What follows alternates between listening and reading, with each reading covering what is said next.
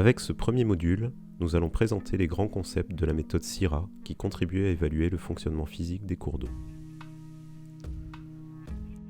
Derrière cet acronyme gourmand se cache le système relationnel d'audit de l'hydromorphologie des cours d'eau. Le SIRA, ce sont des bases de données et des modèles qui servent à évaluer le risque d'altération du fonctionnement physique des cours d'eau. Cette méthode a été développée par l'IRSTEA.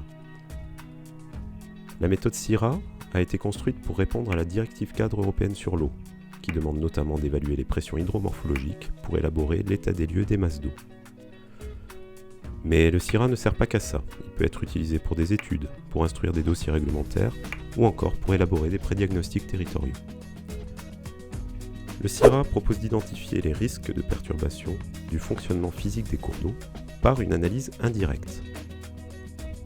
Pour bien comprendre, imaginons un fermenteur, dans lequel on introduit des pressions anthropiques à différentes échelles, par exemple les barrages. On ajoute dans ce fermenteur une dose de caractéristiques naturelles comme la puissance du cours d'eau ou l'altitude. On obtient alors des probabilités d'altération, par exemple sur la quantité des débits ou bien encore sur la continuité sédimentaire.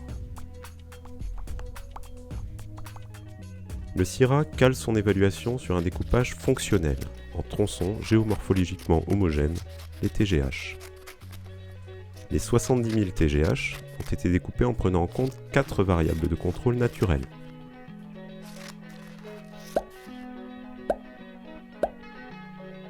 Parlons rapidement des pressions. Il s'agit de pressions induites par les activités humaines à différentes échelles. Bassin versant, ni majeur, ni mineur. Pour garantir une cohérence au niveau national, SIRA ne prend en compte que les données de pression disponibles à l'échelle métropolitaine.